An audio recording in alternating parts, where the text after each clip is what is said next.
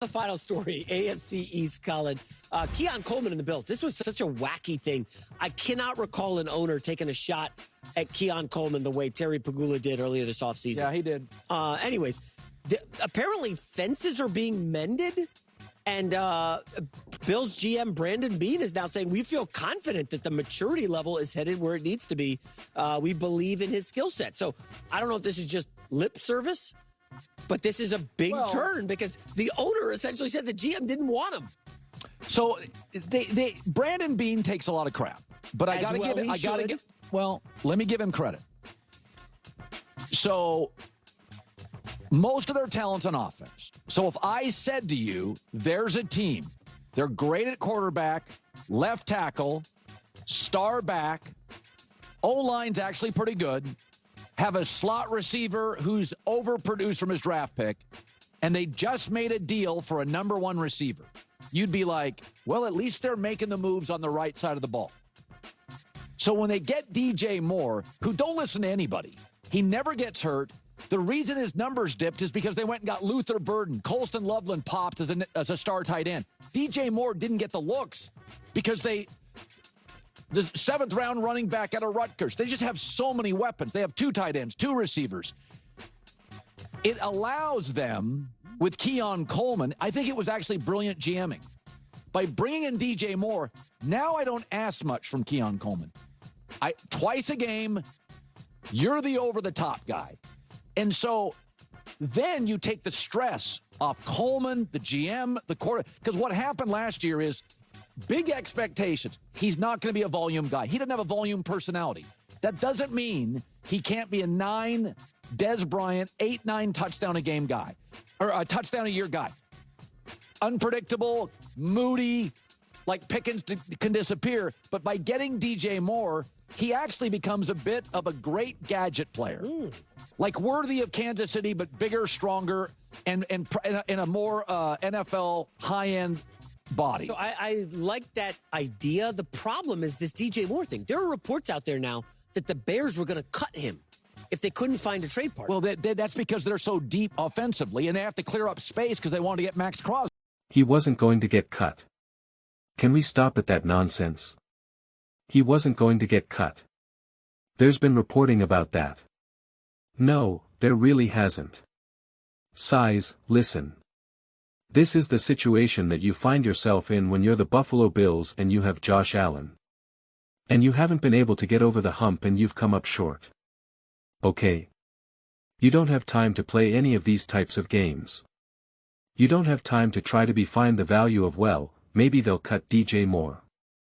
Well, maybe we can do this in the draft. You got to just make the moves. You got to just take the swings that are available to you.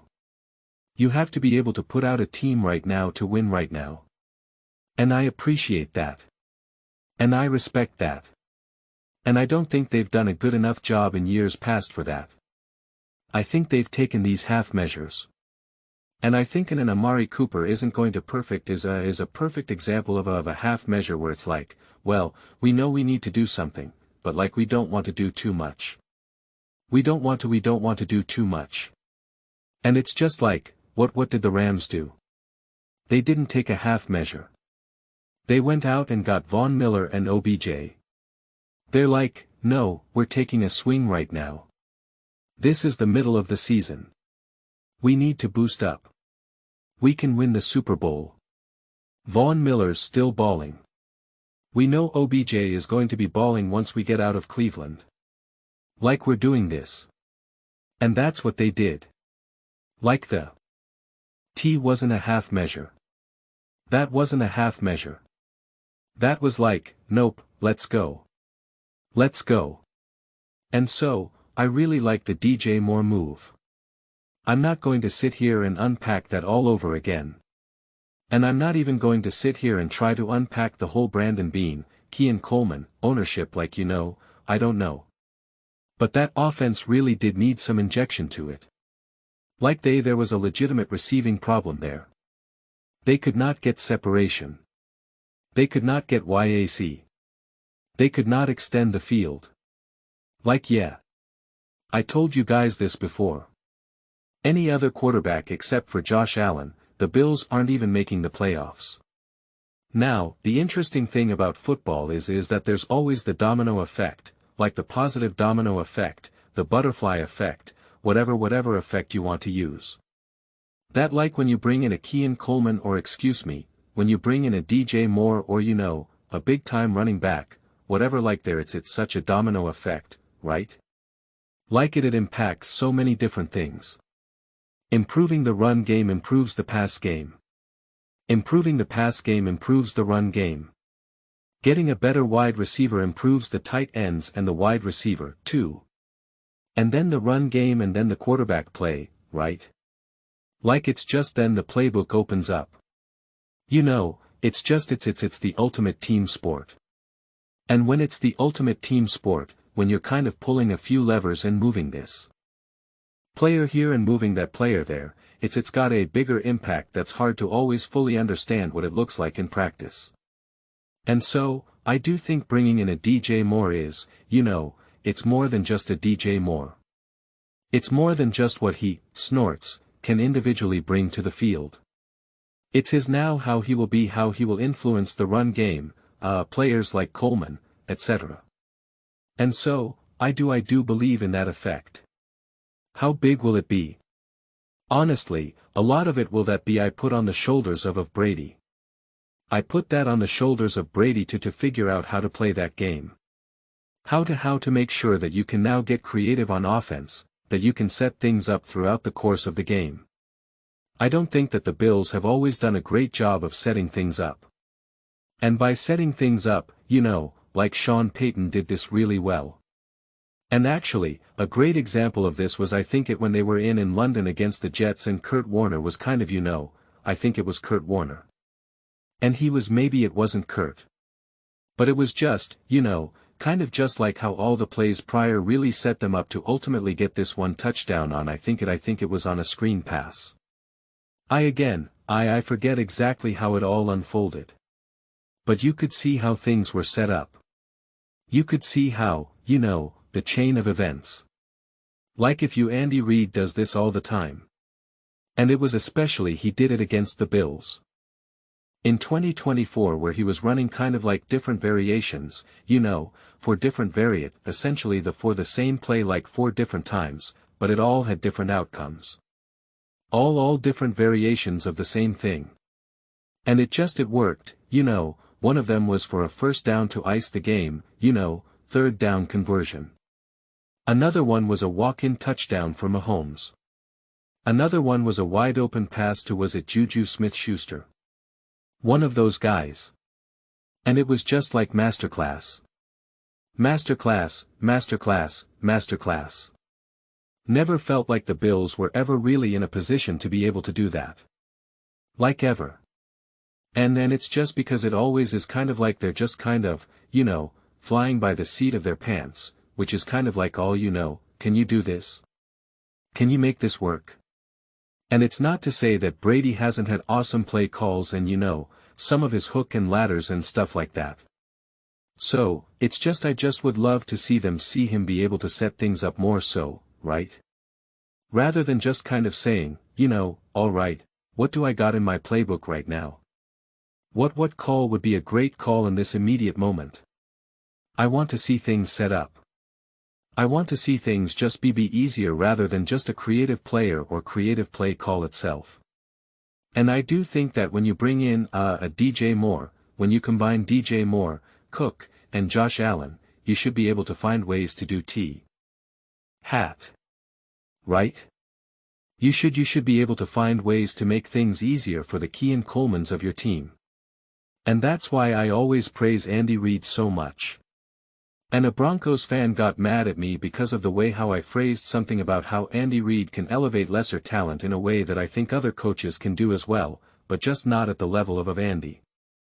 And it's just like Andy has a way of making things so incredibly easy for some of these other players. Some of these other players where it's just like Andy Reid can scheme me wide open. Andy Reid can scheme me to get a wide open touchdown, okay? Listen, I'm pretty good, but I'm not catching touchdowns against the Buffalo Bills defense even though they've dropped the ball one too many times. But I just would love to see other players on the team just get, we talk about like, oh, Josh Allen make things kind of easy for him or Lambs or this that. It's just like I need to see with a more degree of regularity the lesser players get layups. Have them get easy receptions, easy completions, easy catch and runs. It's just like you want to see that happen. And it just doesn't happen enough. So, it's not even a matter of like, okay, well, now you got DJ Moore, you'll be able to do more in the passing game. And it's like, yeah, that's true. But I want to see it in service of setting up easier plays. I didn't even see that even when Cook was going and rolling. Gee, you still don't see that. 'Cause that's the thing. Like even if Cook is having a great game and Josh Allen's all in one using his legs, etc., etc. It's like, you still see some of the plays that Josh Allen has to make. Again, whether it was against the Patriots, whether it was against the Bucks, whether it was against the Ravens, like you see even when they have offensive momentum going, it's still really hard. And it still is taking like an unbelievable throw, an unbelievable scramble, like an unbelievable execution. Whereas again, when I just go keep using the Chiefs cause they're just a golden example of this, when they have that momentum going, you're just constantly saying, how is Travis Kelce so wide open? How is MVS so wide open? Like how did Pacheco get a 9-yard run, on a screen pass? Like you're just like, oh my god. You're just like, how is this so wide open? How is this happening? And you see it again and again, and that's because it's doing exactly what I'm saying. Not only are you setting plays up from your previous plays, but you're also just kind of leveraging what you've done in the past to set up what you're trying to do in that present moment. It's more than just a creative or a great play call. It's the ultimate example of chess, not checkers, with an offensive coach going up against a defensive coach. And I'm just hopeful that just bringing someone in as a DJ Moore ease level not only again individually just puts up more production, but puts Brady in a position to be able to run this offense in a more chess-oriented way. I think that's honestly probably the best way to put everything that I just said. It's just to put Brady in a position to be able to have a more chess-oriented attack offensively. That's ultimately what I would love to see. And I just don't think we really seen it, at least not as late. And I think that's probably the one thing that I hold back with Brady, cause I do think Brady is a good coordinator and successful. I'm excited to see what he does as a head coach with Josh Allen, but I think that's probably what it comes down to. I've loved some of his play calls, and I think they've been really smart and dialed up at the right time.